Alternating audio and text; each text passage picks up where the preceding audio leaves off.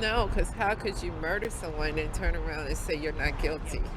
I mean, the incident, you bought knives, they found the knives from Dollar General in the backyard. This is the story of Aliyah Sakinah Terry, aged 35, a domestic violence activist who was stabbed to death during a domestic dispute by her live-in boyfriend Andrew Henderson, aged 32. There had been a total of 19 prior calls made from her address in the past year alone before the final call, which was when Aliyah was brutally stabbed to death just because he could not control her. Hello and welcome to Twisted Crimes.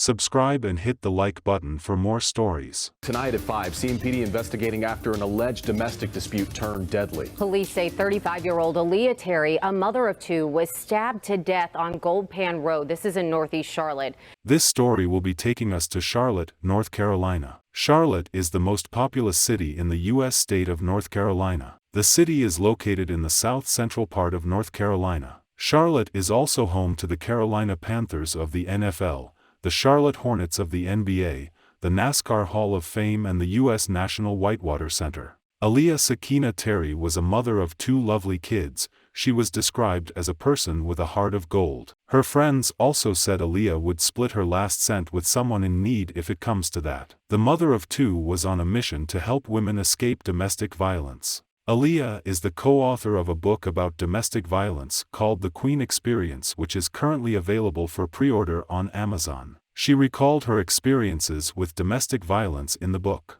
This tragic incident would happen just a few days before her books were scheduled to be available. On the other hand, Aliyah was also the owner of Savvy Strands Virgin Hair Company. She was passionate about health and beauty, which was why she started the business. She flaunts on social media what she was able to create and how good she was at what she did. Savvy Strands here. This is the Burmese Virgin. The Burmese Virgin has been installed since February 1st. It's now April 2nd, so basically a week and 2 months. What we're looking at here is the bounciness still of it. You can still run your fingers through it, and it is still so shiny and wonderful. If you take care of your hair to take care of you, it's not much you have to do with it. Ow, I finished my wig, y'all. My wig is done. I'm gonna recurl it, but what you think? Savvy Strands. Does your hair move like this? Does it bounce? Does it float? SavvyStrands.com. Her life revolved around her kids, helping people in need and also promoting her business. Hello everyone. Hi, my name is Aliyah Terry. As you can see, I have a table there set up with hair, raw virgin Indian hair. That is visible, so that's not what I really want to talk to you about. But come by and set the table. It's raw virgin Indian, unprocessed, this right here. Today only, you can get 30 inches for $80 for today until 7 o'clock. You're not going to find $30 of raw virgin Indian for $80 anywhere else. So, now to business. I own a company called Convenient Communications, LLC. It's a black-owned company. I hire people to work from home. It's from the convenience of your own home. Right now, I'm hiring part-time to take customer service calls for Comcast Communications and Carnival. I created the company in 2015. I worked for corporate America. I did, the American dream thing, went to school, got the degree. Somewhere along the line she met someone called Andrew Henderson, age 32. They started dating and decided to move in together, which ended up being a bad idea. Things didn't take long before it got rough for them. The relationship was known to be very violent, epically for someone who was writing a book about domestic violence. Phone records of 911 calls show 19 calls made from their address in the past year. Of those, 3 were for domestic violence, and another was for assault with a deadly weapon. Anyone could have said, she should have left, but she didn't leave until it was too late. On this particular day, earlier in the evening, approximately 4 hours earlier, CMPD received a 911 call from this location regarding a verbal dispute between two parties. Officers spoke to a female on the scene. There was no male present. Officers were told by the female that no crime had been committed. Her boyfriend Andrew would later come back to the house and they started arguing again. he would ultimately end up stabbing her to death this time around. He fled the scene after committing the crime.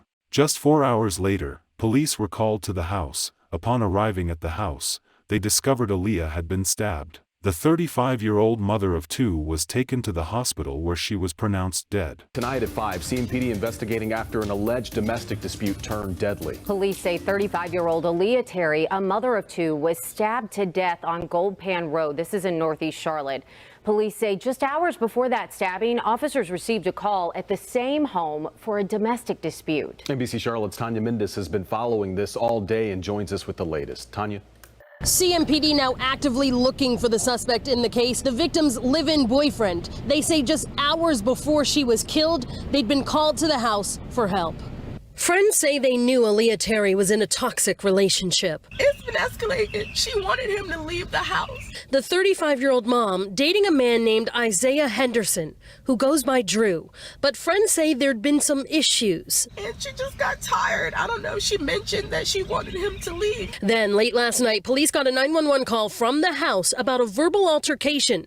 But when officers got on scene, Henderson was gone. Were told by the female no crime had been committed. They offered her options. 4 hours later, Terry was dead. Police say Henderson came back and stabbed her to death. I hadn't talked to her for a couple of hours after that. And then I got the call this morning that she's gone. The crime leaving children to grow up without their mother. A neighbor says Terry's children were in the house when their mother was attacked. The neighbor says their father arrived a while later to carry them away. And CMPD tells us they have had issues at the home before. There was a breaking and entering call not too long ago, but it turned out to be Henderson who lived at the home. So once again, technically no crime was committed.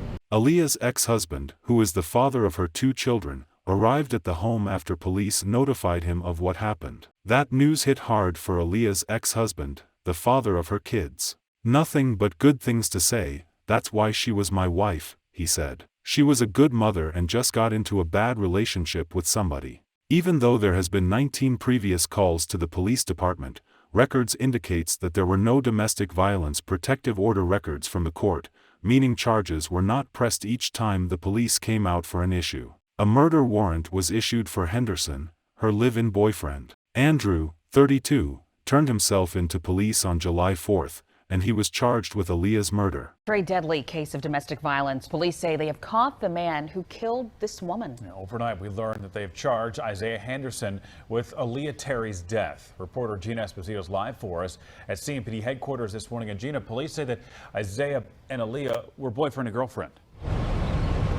Yeah, this is a case of domestic violence, and police here knew something was up hours before Aliyah Terry died. Now, overnight, we got this mugshot of Aliyah Henderson. He's been charged in her murder. Terry was a mother of two. Police say officers came to her house around 10 o'clock Monday night for a disturbance call. All was quiet then. 4 hours later, Terry was found stabbed to death at her home on Gold Pan Road in East Charlotte. This is a tragic case. A friend says Terry knew all too well. She actually wrote a book called Queen Experience. Terry talks about how she broke free from a previous abusive relationship. And as heartbreaking as this all is, a friend hopes Terry's story will help other women in the same position. Now, Henderson expected to face a judge for the very first time today. We're asking police here how they're able to track him down. He later had his day in court, which to many people's surprise, he pleaded not guilty even after being offered a plea deal for a lesser time. And pleaded not guilty today in the stabbing death of a local domestic violence advocate. Police say that Aliyah Henderson stabbed Aliyah Terry to death nearly a year ago. Terry's mother was in the courtroom for that plea today, and afterwards she told our Mark Becker she's still stunned by what happened. It was a short hearing here this morning, only a few minutes or so, but it had a tremendous impact on the family of a young woman who had lived with and police say died from domestic violence. It's been very rough knowing that my daughter was murdered. Wanda Sanders stood between her two grandchildren and tried to pick herself up again after watching the man charged with killing her daughter plead not guilty. Police had found Aliyah Terry stabbed to death in her Northeast Charlotte home last July. Several days later, Terry's boyfriend, Aliyah Henderson, turned himself in to police. Prosecutors had offered him a plea to second-degree murder that would have him spend 18 years in prison, but today he turned them down. I know that's not what you wanted to hear. No, because how could you murder someone and turn around and say you're not guilty? I mean, the incident, you bought knives, they found the knives from Dollar General in the backyard. It especially hurts, Sanders says, because her daughter had been working on a book about domestic violence when she was murdered. And with so many now isolated by coronavirus lockdowns, she has a plea to other victims. And I'm asking all you women or even men that's being victims to get out before you could leave so you can have a life and not happen what happened to my daughter. Isaiah Henderson didn't say anything in court that would explain why he turned down that plea offer. He will now go to trial on a first-degree murder charge and could face a mandatory life sentence. Aliyah's untimely death comes days before her book, recalling her experiences with domestic violence, became available for pre-order online on Amazon. Nikita Davis, the book's publisher, said Aliyah had hoped her story would inspire abused women. She said half of pre-order sales would go into a fund for Aliyah's children. What a very sad incident this is. We hope Aliyah Terry gets the justice she deserves. Our sincere condolences to the friends and families of Aliyah Terry. May Aliyah's memory be a blessing for her family and for all who knew her, and may her life and death be an inspiration and a turning point towards justice and increased protection for domestic abuse survivors. Please stay safe out there and see you guys in the next video.